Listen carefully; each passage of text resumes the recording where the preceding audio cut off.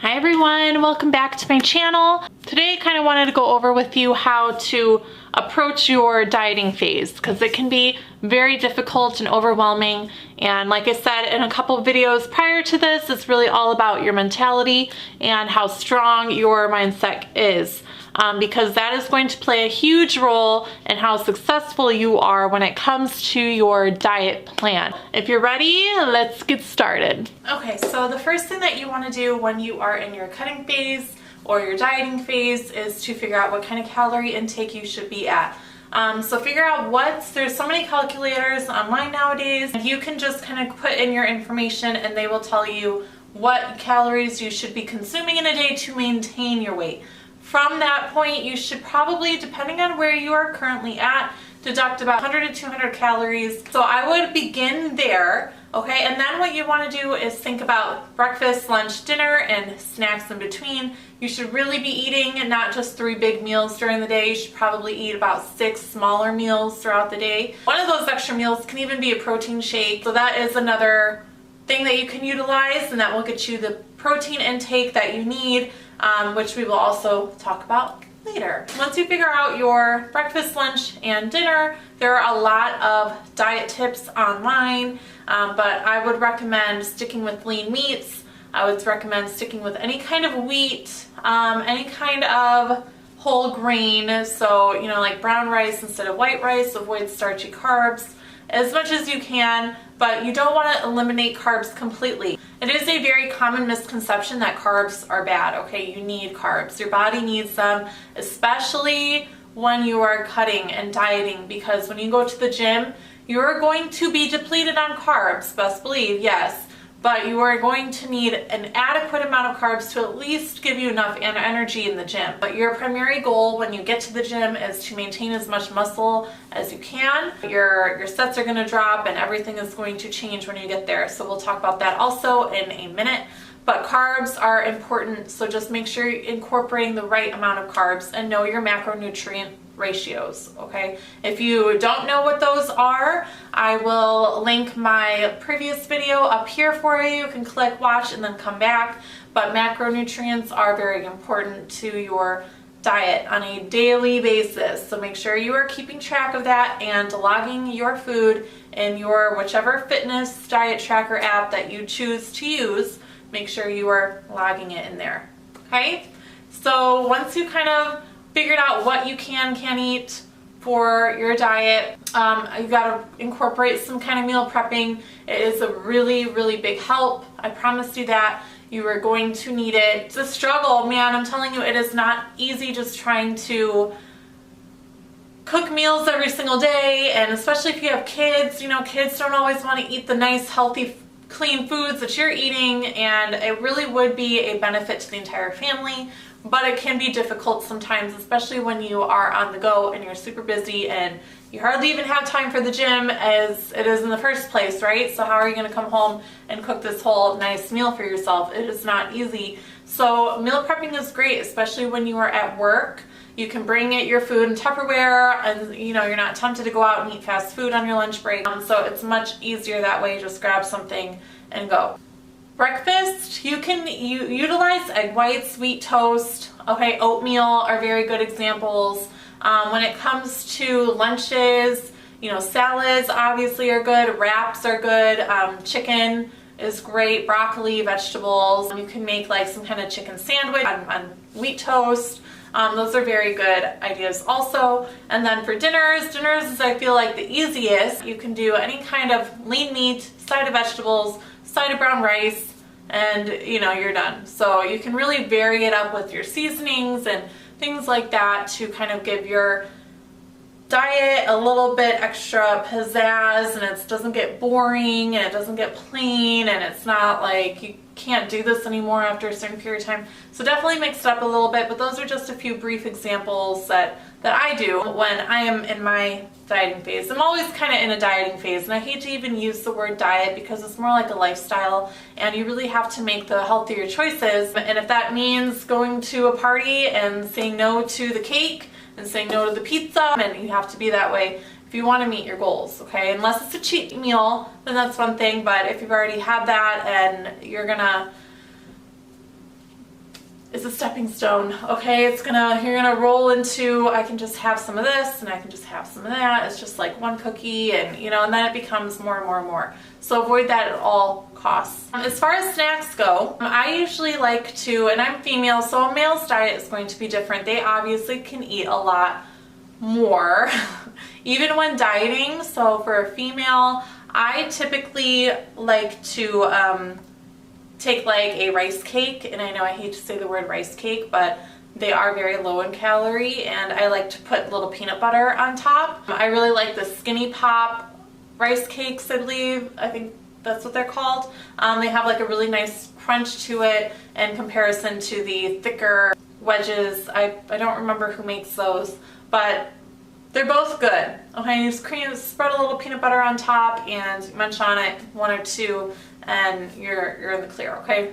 So this is a snack idea. I also really like munching on like sugar snap peas and chopping up bell peppers and, you know, cucumbers, and kind of making like a little mixture bag of veggies that I can just kind of munch on.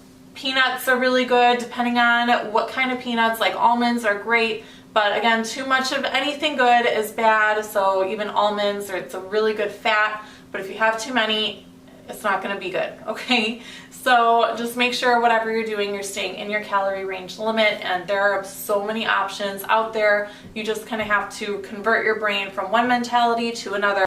Water intake is extremely important when you are dieting. Even when you're bulking, water in general is just so good for so many things, but you really need to make sure your water intake is up here. Okay, it needs to be like up there. I am not a good water drinker, so what I like to do is I drink lemon water, and I chop up some wedges of lemon. I squeeze like as much lemon as I can out of it, and then I stick the wedge in there with it, shake it up, and I chug that thing. I can drink like so many lemon waters in comparison to just a regular water. Protein shakes, don't use milk, use water when you're cutting. If you are having a harder time bulking, then I suggest maybe using milk and putting on weight, but when you're cutting, get water in that way. It's another way to do it. But water is very good when you are trying to diet. Not only does it get rid of all the extra water weight that you have, your body is able to, if it's getting a regular flow of water through your system, it does not have to focus so much on holding on to your water. It will focus more on burning the calories, burning the fat that you are working off in the gym. So it's not focused on holding all of this water in, and you'll be able to kind of see more results a little bit better. And who wants to feel bloated in general? Okay, so water is very, very, very, very, very good for you. Very good for you. Also, when you are dieting, you need to really pay attention to your protein intake. Your protein intake at this point is going to be very, very crucial, because you are trying to maintain as much muscle as possible. You worked so hard for it. All the blood, sweat, and tears that you put into the gym, the hours over the past however many months, you don't want to see that just disappear and go away, okay? And it can happen very fast. The faster and the more harsh your diet is, the quicker your muscle leaves. So that's the last thing you want to do, is go on a crash diet, not get an adequate amount of protein in, and you are just going to be a hot mess. Your metabolism's going to be all messed up, and it's not going to end well for you. Okay, you're going to be very, very upset with yourself, and you're going to have to start all over again. You know, the other thing that you don't want to do is avoid going through a very, very, very, very long cut, because the slower you diet, you know, the more muscle mass you preserve, but then you could be going on for 6 months doing things that way. So you need to find a good balance. Right in that gray area is when you can really, really increase your protein, and you may lose just this little bit amount of muscle, but it's definitely not going to be as significant as it would be if you were like eating nothing.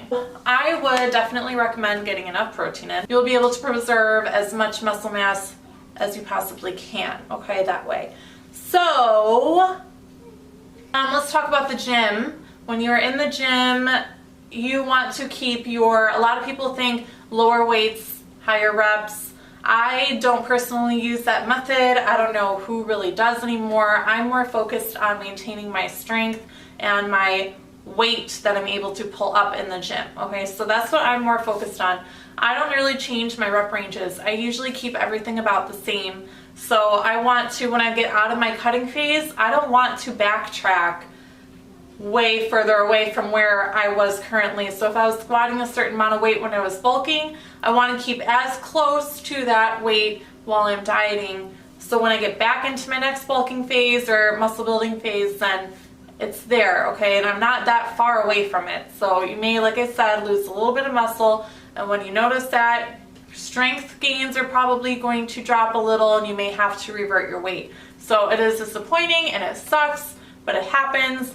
Especially the longer your cut is, the more likely it's probably going to happen to you anyways. So best to keep those kind of brief. You're going to want to do that. So keep your rep ranges the same, try to keep your weight the same. It's going to be hard. You are going to be tired. You are going to be so tired. Like, I can't stress that enough. Like, you're going to be exhausted and it sucks, okay? So again, try to eat some carbs before you go and work out because your carbs are going to be a little bit depleted throughout your dieting course. You're not going to be able to sustain yourself as well as you could when you had all this extra food coming in and all this extra energy, and it's going to be a lot different for you.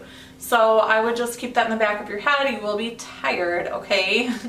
And workouts are not going to be as easy for you. You're going to have to work out a little harder. The reason why I say this is if you were to do low weight and high repetitions, your body, the way it functions, especially the muscle, when I talk about muscle, is it only is going to keep what it needs.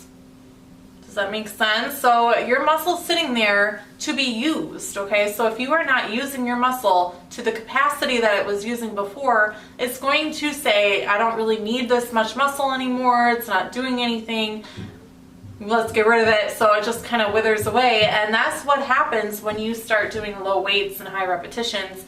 So when you are pushing the same amount of weight as you were before, your body tells you that you are still going to need this. Your body is going to tell you that you still need to keep this muscle on because you have a use for it, you have a requirement for it, and that is to put up the weight that you are putting up in the gym. So you need to try to make sure that you can maintain as much strength as possible when you are working out. Dieting and gym aside, the next thing that you probably want to do is the same thing as bulking. You need to rest. You need to recover. Definitely have to get yourself a cheat meal, not a cheat day, okay? Multiple cheat days or a whole cheat day can definitely ruin your diet for the whole week. So if you want to have a whole cheat day, what I would recommend is cutting back another 100 calories from each day of your diet week. And it's hard, but when you think about it, when you go and have your whole cheat day, that's what, an extra 600 calories you can eat with something else. And it really makes a difference, and it kind of makes up for all of the extra dieting that you did during the week. So you're not really putting yourself at a disadvantage in that sense. So you can do it one of two ways. I like to do just one cheat meal and leave it at that. Get good sleep, avoid stress. Okay, all those things are super important. Try to keep up with the gym as much as you can. Like I said, try to take maybe 1 day off a week, maybe 2 maximum. I would not recommend more than 3. As well, as far as cardio goes, definitely incorporate cardio before or after your workout. I do it either way whenever I kind of feel like it. I typically do it after because I don't want to pre-exhaust myself for the rest of my workout. I'm already going to be so tired. It's a good warm-up, sure, so maybe do 5 minutes on the Stairmaster, 5 minutes on the treadmill, bicycle, whatever you want to do. Good thing about cardio is you can eat back the calories that you've burned. So if you are starving during the day, it's a nice way to get more protein. I would always use my cardio for protein intake, so protein shake or something to get a little extra protein in. Especially as females, we need to have about 1 gram of protein for 1 pound of body weight that we have on us, and our calories are typically more lower than men, and it can be a challenge sometimes getting the right amount of protein in. So you do maybe 30 minutes of cardio, burn 200 to 300 calories, you got a protein shake right there. That's an extra 30 grams to 60 grams of protein.